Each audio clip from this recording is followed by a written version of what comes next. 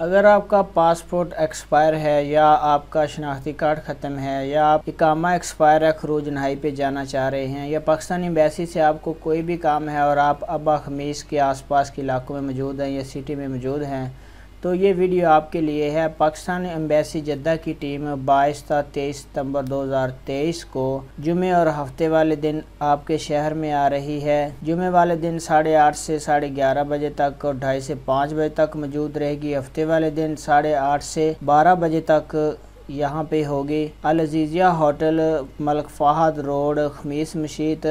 Telephone number आपके साथ share कर देता हूँ 01722200900।